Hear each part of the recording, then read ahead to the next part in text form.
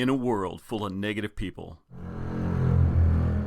Hey man, I'm just trying to be a positive guy, a positive farmer, a positive outfitter. This is a Shark Farmer podcast with your host, Rob Sharkey. Whatever. And welcome again to the Shark Farmer podcast. Hey, I'm your host, Rob Sharkey, and today we're going to go down to Hughesville, all the Hughes down in Hughesville, Missouri. We're going to be talking to Brittany Wilbanks. How you doing, Brittany? Good. How are you? Is it Hughesville or Hughesville? Hughesville. Some call it Hughesville, but Hughesville. Have you ever had a situation where, like, you woke up on Christmas morning and you found out everything was taken? I mean, there wasn't even, like, a crumb big enough for a mouse? No, not yet, but, we have kids, so that's a possibility in the next few years. Okay, here's the thing. If that happens, just get all your neighbors and I'll gather around the square or circle in the town and start singing. You'll be amazed at what happens. That would be awesome. Okay, that's a little tip from your buddy Rob.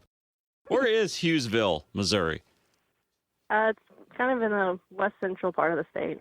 West Central. Yes, actually it's not even a town. We call it the village of Hughesville, so it's a really, really small town. Does it have a Casey's? No, we have nothing. Yeah, we just have houses and cornfields, so. No post office? I guess we do have a post office. It's only open a couple hours a day, but we do have a post office. I hope it has an overnight on it, though. Oh, it does, yes. Okay. I mean, that's convenient. Brittany, you want to know what else is convenient? What is that? Being able to read a magazine whenever you want to online. Wouldn't that be awesome? It would, yes. Yeah, I'm not so sold on the idea yet, but I mean, they're an advertiser, so it is what it is. Ag Now magazine is a digital magazine that talks about agriculture issues. Here's the thing, Brittany. It doesn't have the tired old people writing for it again and again, the people that have been writing articles for 40 years. These are actually farmers. They're actually ag professionals. These are people in the industry, and a lot of times people that are very active in social media on agriculture. They are the people that are writing the articles. I mean, honestly, that doesn't sound interesting. I kind of like it. Didn't Meredith Bernard write something for that at one point? Or does she still write for that? Who? Meredith Bernard. Meredith Bernard. Doesn't ring a bell. It doesn't ring a bell? No. Yeah, I don't know what you're talking about. She's kind of a big thing, I thought. Is she on that dancing show with the stars?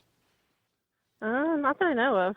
Okay. Well, I'll look it up. Meredith Bernard. Okay. All right. A gal so nice they named her twice. Is that with one R or two? I think it's just one. I'm not really sure. And I could be saying her last name wrong. I'm not really sure.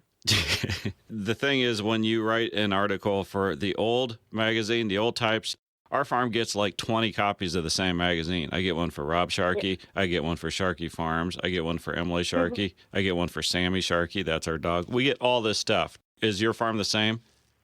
Yes, we do. Yep. Okay. What do you do with those magazines? I normally read a few of them, but then the rest of them just kind of either go to the trash or the bathroom, reading material. I don't really know. See, that's the big flaw. Thank you for bringing this up. I mean, I don't want to trash an advertiser, but you aren't going to take your computer into your bathroom, are you? No, I would hope not. Was that too personal? No, I'm not going to do it. Somebody out there probably does. I guarantee you, someone probably has a desktop in their bathroom. Is it you? No, that's just wrong. I mean, that's the thing. That's the old standard. You get yourself 20 copies of the same magazine every month, and you might flip through it. That's what people want. That's agriculture. That's media. This new digital stuff, I don't think has a space anywhere. Yeah, I guess we'll find out down the road if it sticks or not. Here's the thing. Every time I interview someone, they ask if they'll write for them. So they're going to ask you if they're going to write for you. Oh. Do you want to know something? Sure. Do you want to know who they've never asked to write in their magazine? Who would that be? That'd be me. Oh, yes, I heard on one of those podcasts. I forgot all about that. Apparently so did they. Here's the thing. I write for Successful Farming. I write for the Ag PhD magazine. You think that this magazine, this digital magazine, this haughty-taughty, hey, we're the new kids on the block, we're awesome, everybody's reading us, we're the it thing, you think maybe they would want to have me write some sort of an article. Hey, it would be funny and or informative. I guarantee it. But no, crickets. crickets. They don't ever ask. All they do is say, hey, do this ad and don't be a jackass. Well, maybe try saying something nice next podcast. They'll ask you. I'll write that down. All right, try saying something. I don't know. I don't remember what the rest of what you said. Doesn't matter. Ag Now Magazine. It's agnowmag.com. They don't even spell the word magazines. It's mag. agnowmag.com. I guess go check it out. Brittany Wilbanks from Hughesville, Missouri, the town with a post office and no Casey's. It's a fairly rural setting. I mean, you guys farm out there, right? Yes, we have corn and soybeans, and then we run a commercial cow-calf operation. For people out there that don't know who you are, tell us a little bit of background. Well, I'm a farm wife, obviously, and a farm mom. I have a 7-year-old son and a 5-year-old daughter. I grew up on a farm for a while. My dad farmed until I was about in 4th grade, and then he took a job off the farm, and we remained on the farm, but I never really was active. And then when I came to college, I met my husband, and he's the 4th generation on his farm, and I've kind of been really involved. Got my feet wet, and I kind of love it, and no looking back. As a little girl, did you want to grow up and live on a farm?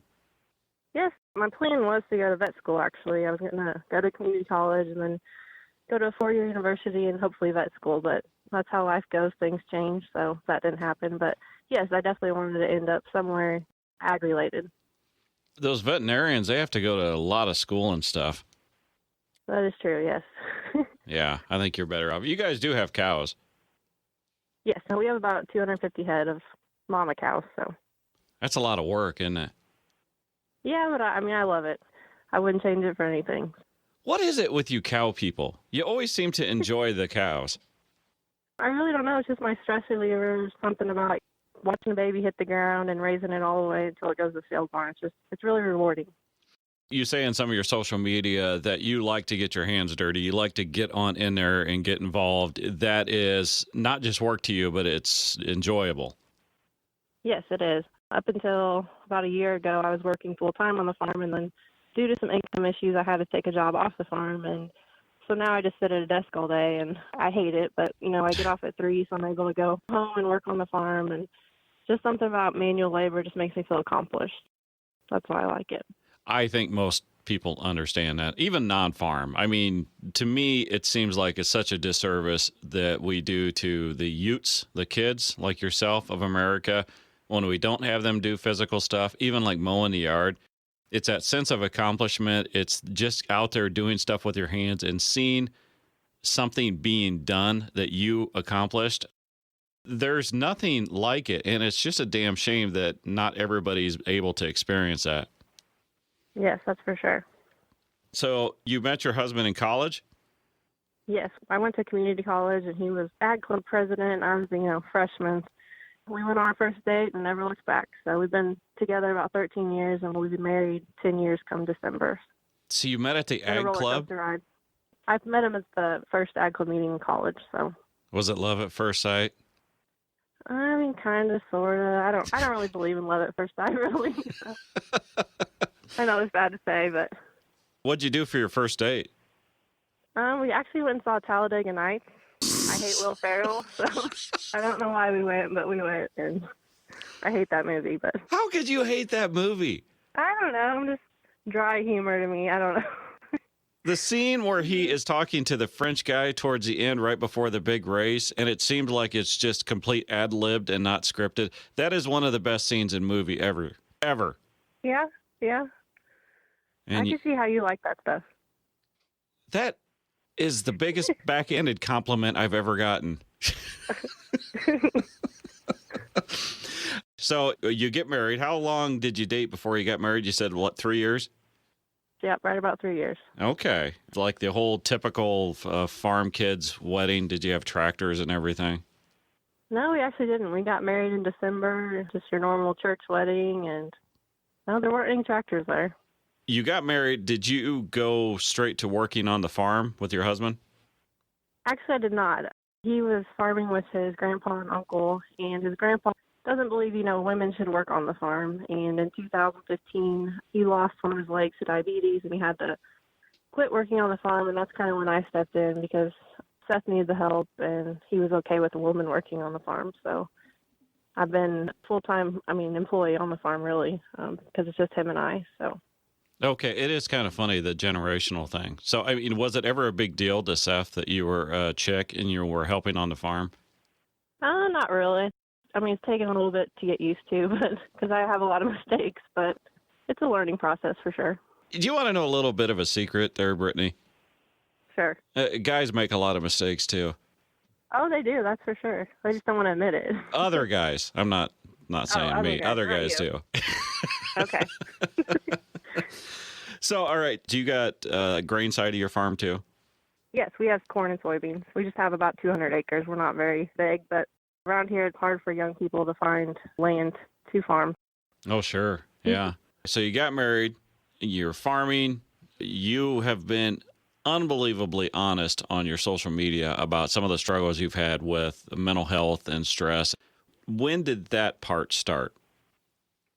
Well, actually, 2 weeks before we got married, I had my first breakdown. I was in college taking finals, wedding planning, and life got to me. And I had my first panic attack. Seth had gone to school that day. He didn't have a choice. My parents actually found me outside, barely clothed, and I was just pacing back and forth saying, I want to end my life. I want to end this. And, I never done anything like that before. So that's when I first went to the doctor. And they kind of just said I had some sort of anxiety disorder and put me on medicine, and that was that. And then in 2010, Whoa. Go ahead. All right. I am not a professional. I don't know mental health. I just talk to people that do it. That sounds to me like much more than just a panic attack. If you're actually talking about ending your life, but that's what they called it. Yeah, pretty much.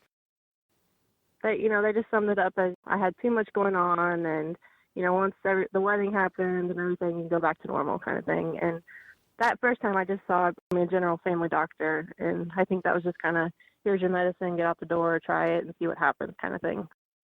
All right, but when you heard that, what went through your head? Were you like, no, there's something else wrong? Or was that actually a relief going, okay, maybe this is just me overreacting to stuff and the doctors are right, it's no big deal? Yeah, that's kind of what I thought. I was overwhelmed with school and the wedding, and that's really what it was. That's honestly what I thought it was. And then a few months down the road, my husband and my mother-in-law actually took me to another doctor because, they could see signs that something wasn't right. That was another family doctor, and he referred me on to a psychiatrist. I'm glad to hear, because, you have to be fairly well trained in the mental health aspect of it. Now, when you saw that other doctor, the biggest complaint you hear about the agriculture side of it is that the therapist does not understand stress in agriculture. Did you ever feel that? At that time, I wasn't really, a major role in the farm, and Seth and I were really small as far as operation-wise. For me, it didn't feel like any of that was playing into effect of what was happening. But I've seen the same psychiatrist for 7 years now, and he definitely understands the struggles we have on the farm and how it affects my mental health. You saw this other therapist. Did that help? It was actually nurse practitioners who I saw, and she was one of those doctors that kind of just threw all these medicines on you and hoped that they had the right combination and everything would go away. And obviously that didn't work. So I finally got to an actual psychiatrist, and he's the one that kind of turned me around. So is this medicine, is this like stuff that calms you down? Yeah, I take, an antidepressant, and I also take a mood stabilizer because of my bipolar disorder. Because with bipolar disorder, your mood changes not rapidly, but you have your moments, and it kind of keeps you just stable and able to live life normally. But did you know that then? I had no idea. No, I didn't know anything about it, and I actually didn't really know hardly anything about bipolar disorder until I was admitted back in 2011 to the psychiatric ward. Okay, and we'll get to that, but I don't want to just glance over the fact that you said, I'm sorry, it was your husband and somebody else took you because they could see other signs. That doesn't always happen. It seems like a lot of times that it's just like that initial doctor that says, oh, you're just overwhelmed, you got too much going on, you just need to calm down, basically. And then it just gets in that mindset where you're fine, she just needs to calm down. But I do like to hear that they actually recognized it and took another step forward. Yes, I mean, I was very, very blessed that they did that for me. Something could have gone wrong, so I'm very thankful that they stepped in. I know from doing podcasts in the past that nobody knows what like an anxiety attack is. They think they know what it is, or it's like, oh, I just get really nervous. It's a lot more than that, isn't it?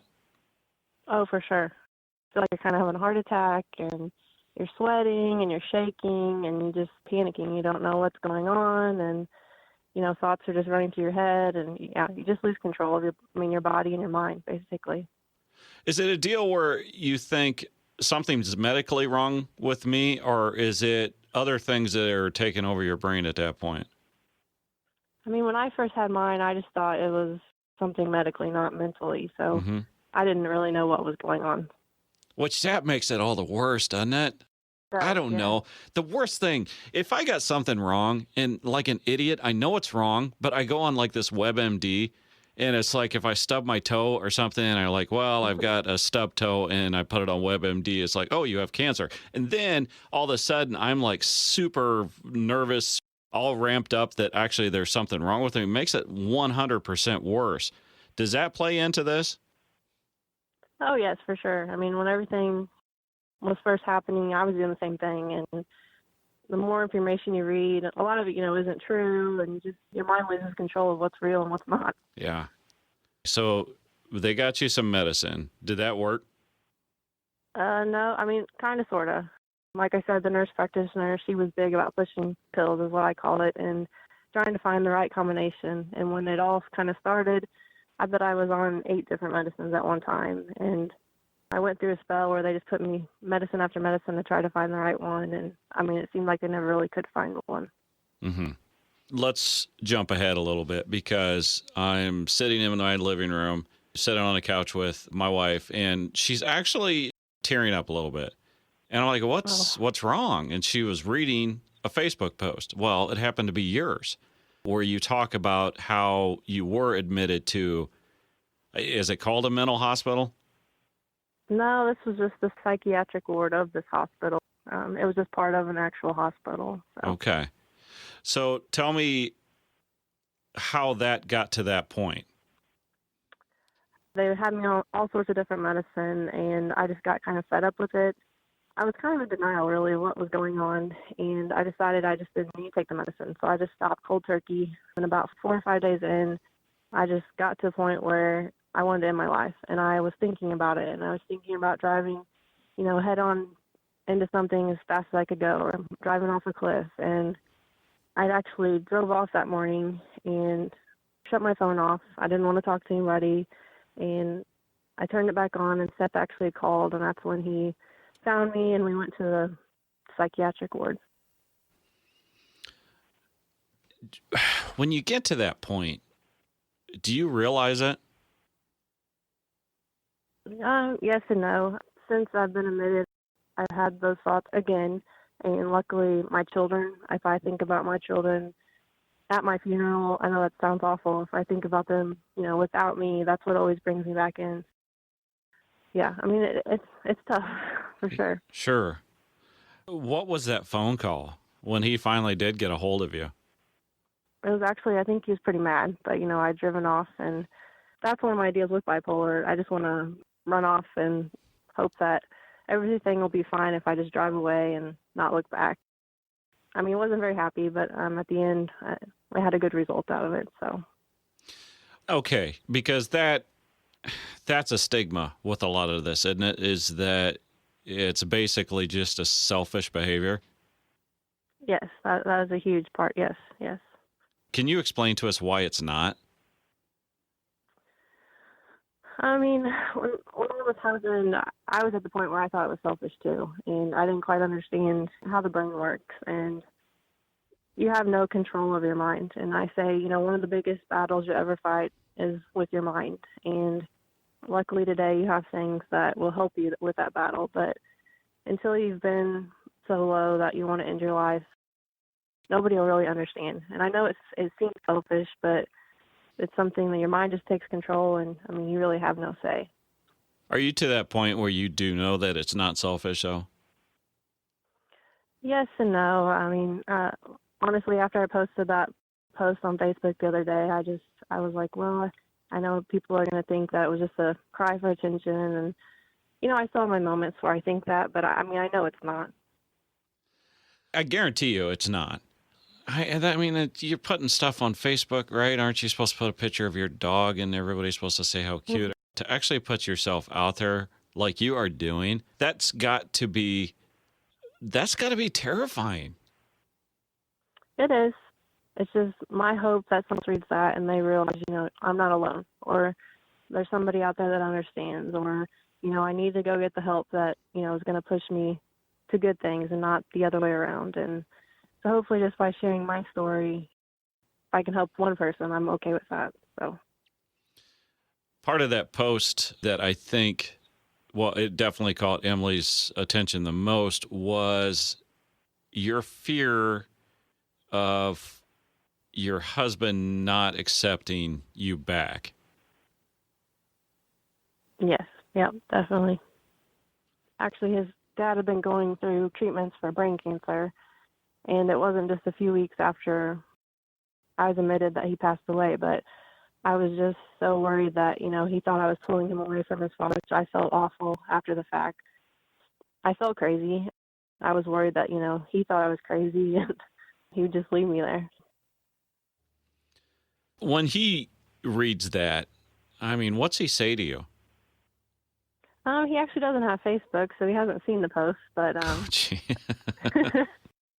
but yeah, just watching those door close that day, I lost it. I was like, is this the end? Is he just going to leave me here and not look back? But, luckily that wasn't the case. I guess I'm struggling with this because I no way can imagine what you were thinking at that moment. But did you ever realize that he was doing that out of love, that he was trying to help you? Yes, I realized that from the beginning, and like I said, I'm so thankful that he did what he did, and I kind of went in with him knowing that this is what I needed to do. Otherwise, it wasn't going to get any better. So, Yes, he's very understanding. I know most men would not put up with what I put him through, so I'm very thankful that he stuck by my side through all this. When you went and did this, you were to the point of you were contemplating suicide. You wanted to take your own life. Yes. Yep. Was there for someone who has not gone through it, it seems to me like I always want to put it in a category, right? I want to know, was there a single moment? Was there something that happened that triggered all this? Or is it just something that's always there in your mind? At that point, there had to have been something that triggered it. I honestly, it's been so long ago, I can't remember what it was. I have type 2 bipolar disorder, and with being bipolar, you have triggers, and that's what triggers you to go into a bad mood or a downward spiral or become manic and go the other direction. So I don't really remember what the trigger was that time, but there definitely was one. And your fear was just that he was tired of all this, and basically that was it. When that door shut, that you were going to be there, and that was the end of your marriage? Yes, I really did. I just was scared to death that he would be like, this is too much for me. I've got other things to worry about, and those doors would never open with him coming back in. How rough of a place is that in there? It's kind of hard to explain. There was, like I said on my post, there was basically one big room and two hallways, kind of like dorm rooms. They had no doors. The bathroom had no doors. When you walk in, they take any kind of string, so your shoelaces they take. If you have string in your sweatpants, they take those. They basically just strip you of everything that you could possibly end your life with. When I was there were a lot of drug addicts there. So that was kind of eye-opening. You basically just kind of feel like a prisoner in there. Like I said, every morning you get in line and take your turn taking your medicine, and the nurse looking down your throat to make sure that you actually took it. It's definitely different, but like I said, at the end, it helped me. So, and I don't want to get this wrong for people that need to go in there. I mean, this was necessary, and this ultimately helped you, correct? Correct. You had to meet with a psychiatrist every day. You know, that was the judge of if you were going home or if you needed to stay another night. And the psychiatrist I saw, he referred me to the one I've seen now for 7 years, I guess. And, I mean, that's just been a huge blessing because this guy, he's one of the ones that pushes that the less medication you're on, the better. He fully understands the whole ag industry and how big of a factor that is on my mental illness. Okay, that is going to grab a lot of attention, the less medication, because that seems to be the opposite of a lot of the way the mental health is going. Correct, yes. A lot of people are frowned upon for taking the medication. You know, when I was first diagnosed, I was in denial. I didn't want to take it. And Seth, he was there every morning with my medicine. And, you know, he made me take it, and I'm thankful he did. But like I said, the first lady I saw, she would just prescribe me anything and everything. And this guy, he's narrowed it down to just 4, which has been nice. So eventually Seth does come back. Was it a deal where you got in there and you did realize that he was going to come back, or did you not know until the moment he came back? They had visitor hours. He came back up there for visiting hours. My parents did as well. But yeah, I mean, he came for visitor hours and came back and got me, and we went from there. Your husband and your mother-in-law seem like people that just truly, truly love you. Yes, they do. That's got to be an unbelievable blessing when you are struggling with something like this. Definitely. I mean, if people don't have that kind of support, it is definitely hard to get the help you need and see that there's actually a light at the end of the tunnel. Definitely important to surround yourself with people you love and people that are there to help you.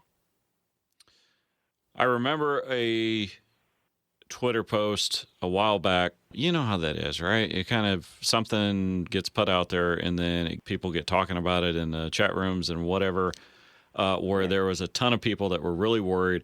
It was a post you made that basically you were announcing that you were struggling a lot, and it got people's attention immediately, like to the point where they're trying to figure out where you live, where they can call the authorities, where they can get you emergency help like right now.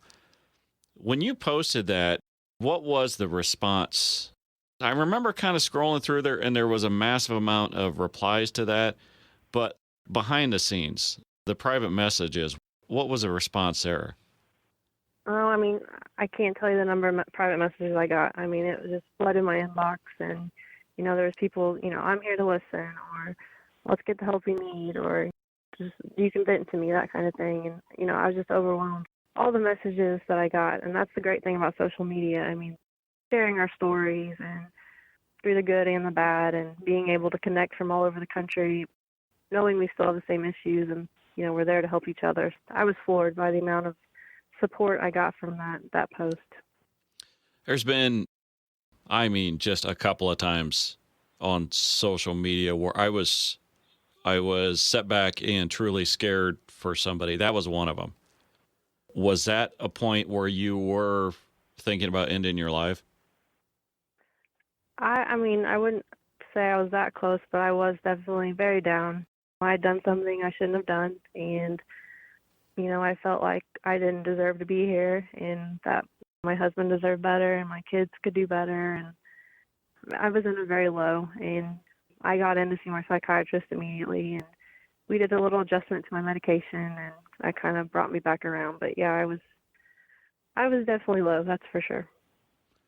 Do the messages help? Yes, they do, tremendously. And even like today, I put on my Snapchat, you know, hey, I'm doing something I'm uncomfortable with, send me some good vibes. And I mean, I got multiple. Are you talking about this interview? Yes, I was. I was very nervous. I didn't Okay. want people thinking I'm crazy or, cry for attention, but I want to share my story so people know that there's other people like them out there. That's a key. I think there's so many people out there that are struggling that just think it's just them, that there's something wrong with them. Nobody else struggles with this stuff. And I know Emily especially kind of pushes these stories to me because she says, like, well, people need to see this. And every time we do it, I remember we interviewed someone that was describing a panic attack. And she did it in such a way that for us that have never had one, we got it. Can't tell you the amount of messages we got from people that said, I finally get it. You know, my wife, my daughter, my husband, they've all had panic attacks. I didn't know what it really was until I hear a firsthand experience from it. So it's pretty brave because that's got to be so damn scary to put stuff like this out there where the entire world is going to see it. Yeah, very, I'm an open book when it comes to mental illness because I've been that low. I don't want anybody else to feel that way or get that way. And there's such a huge stigma that you don't want to say anything because you don't want people to think less of you. And I still struggle with that, especially with my kids being in school and being open about mental illness. I'm worried that that's going to affect the kids they get to play with because their parents don't want them to come over because, I have a mental illness or they don't trust me with their children. And yeah, it's just a huge, it is very scary. So You pick whatever illness there is out there, from anything chronic to temporary or whatever. When people know that you're suffering from those kind of illnesses, there's support, there's sympathy, there is wanting to help. That's not the case so much with mental illness. Would you agree? I would agree. That sentence I hear more and more from my husband than anything else. I was in denial, and I get upset that, I have to take this medication, and people see me as differently. He's like, Brittany, this is the, same thing as cancer or diabetes or high cholesterol. You've got to take medication to get better. And he's told me that time and time again, and that's what kind of reminds me that, I'm sick, but I'm taking the right steps to get better. Okay, you got someone out there that is struggling like yourself. You've gone through all this where you've put your story out there, and I'm sure you've had real positive, you've had real negative. What's the advice? When that other person says, hey, should I share my story? What do you say? Just if you're brave enough to, just be raw and open and willing to help somebody else, know that, you could be saving somebody else's life by sharing your story. And if you can't put up with the backlash you're going to get, then it's probably not a good idea.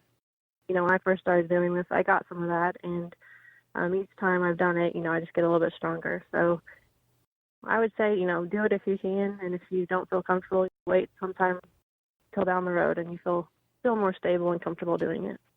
You know what, as far as like telling your story, there's nobody that says that you half-ass this stuff. You do it all out. Is that the key? Yes. You just, like I said, you have to be comfortable doing it. And to me, if I can't be open and honest with somebody about my mental illness, then, how do they know that I have any authority to give them any advice or that I've actually been through what I've been through? I could just be saying it. But if I've given the details and exactly what happened and how I felt and the steps I took, to get better, I think that's the key. Where are you now with your mental health? It's give and take. Some days I'm good, sometimes I'm bad. I get really stressed out really easy, and that's why I've been very fortunate with this job I have. It's very low stress, and I work with all men, which is kind of nice because there's no gossip and been low stress and easy on me. The only thing that really gets me anymore is the school event and not really fitting in. The school my kids go to is very, very, very small, and I didn't grow up here, so it's hard to kind of fit in with certain moms. But I'm doing well. I'm very stable. I see my psychiatrist once a month, and I haven't really adjusted my medication in a long time. And, I'm doing good. We all have our moments, and for people with mental illness, sometimes those lows are even lower. that's just something a lot of people don't understand.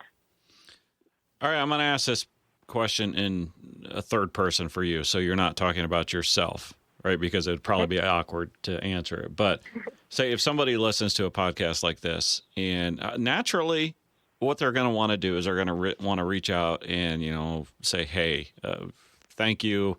I want to help. I want to make things better for you or whatever. At least they just have this desire to reach out and say thank you, or I get it, or I'm struggling or something. What advice would you have for reaching a person like you?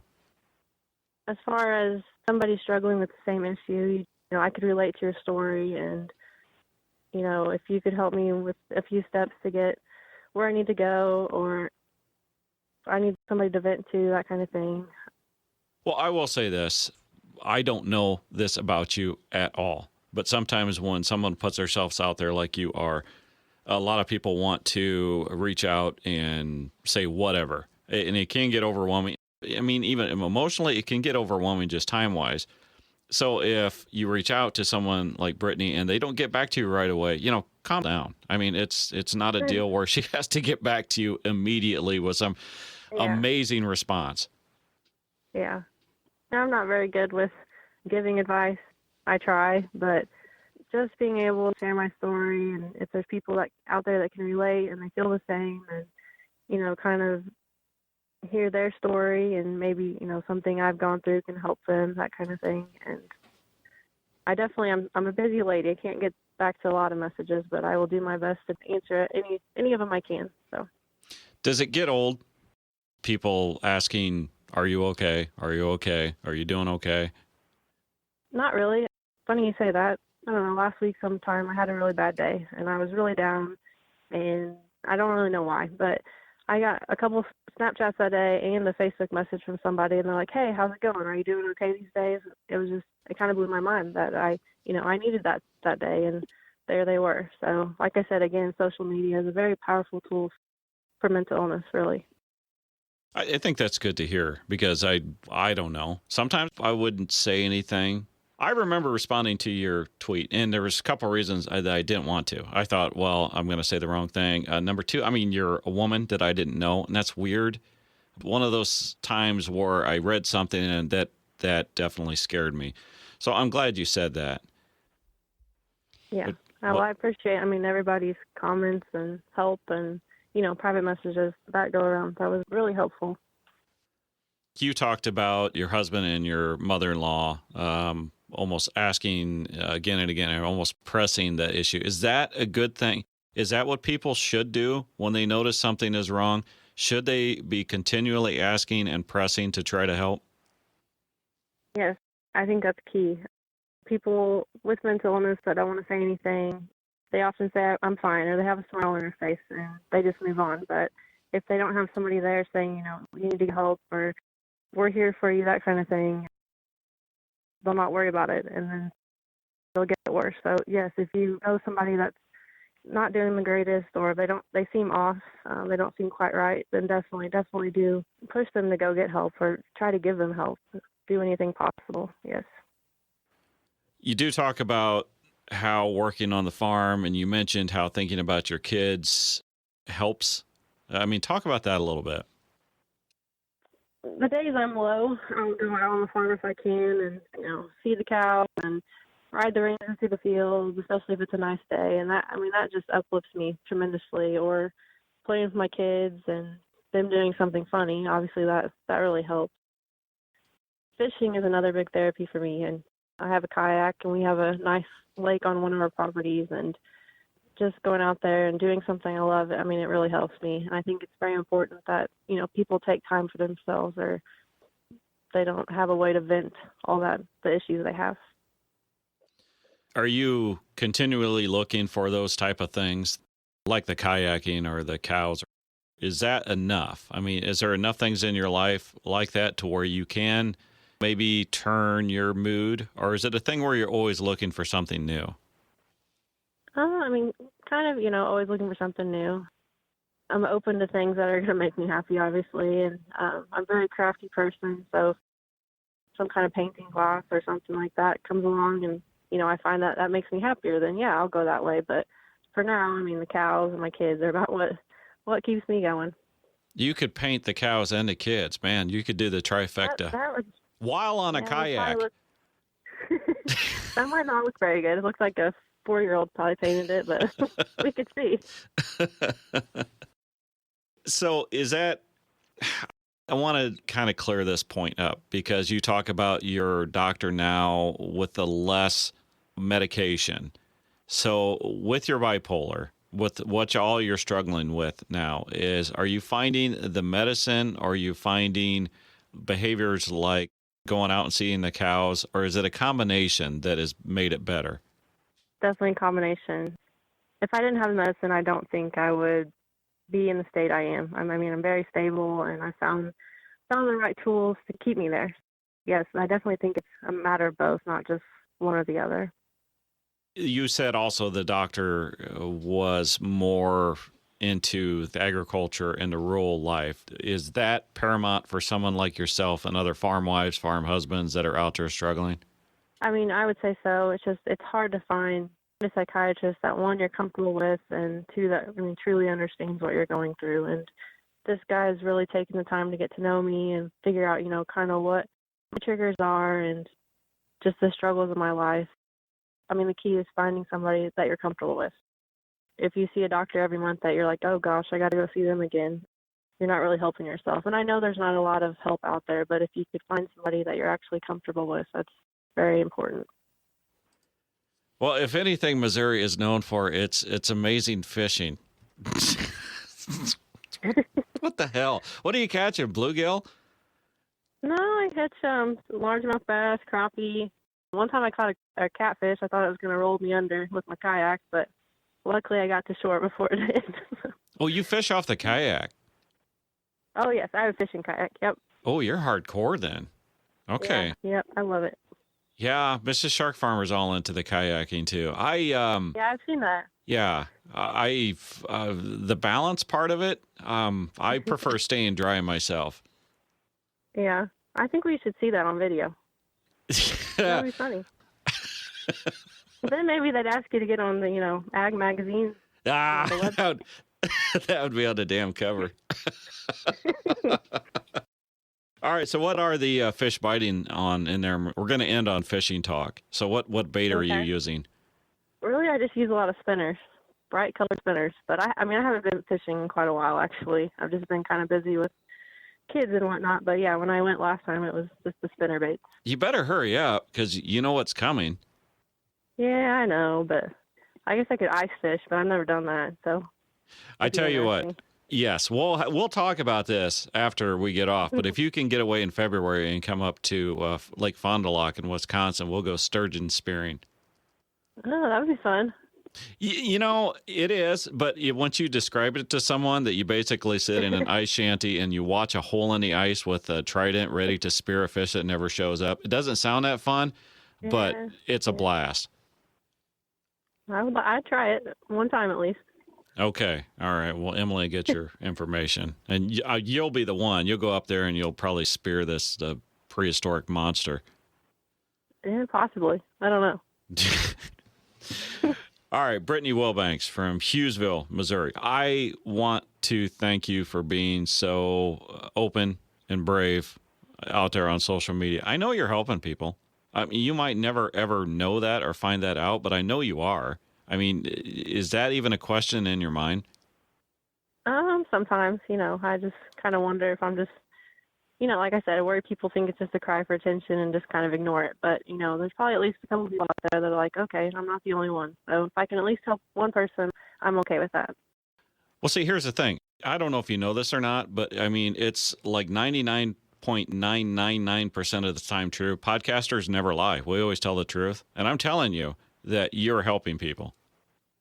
Well, thank you. Thanks for this opportunity. Hopefully this will help some too. Yeah. Well, and keep being brave. Like I said, you and I haven't even talked about this, but I know this from past guests. Like if you want to reach out to Brittany and, just give her a pat on the back and whatever, don't be offended if she doesn't get right back to you because she's going to get flooded with stuff and time-wise, emotional-wise, who knows? She could be busy that day of ice fishing in a kayak somewhere or something like that. So just relax. She might not be able to get back to everybody. So that's me saving you some grief there, Brittany. How about that? All right. Superhero Rob, thank you. I appreciate that. You could have done it without the sarcasm, Brittany. That's my favorite word, sarcasm. Well, Brittany Wilbanks, thank you so much for being on the podcast. And everyone else, we hope you tune in next time. And thank you for listening to the Shark Farmer Podcast. I am your host, Rob Sharkey. Please visit us at www.sharkyfarms.com. And just search for Shark Farmer to follow me on Twitter. Later.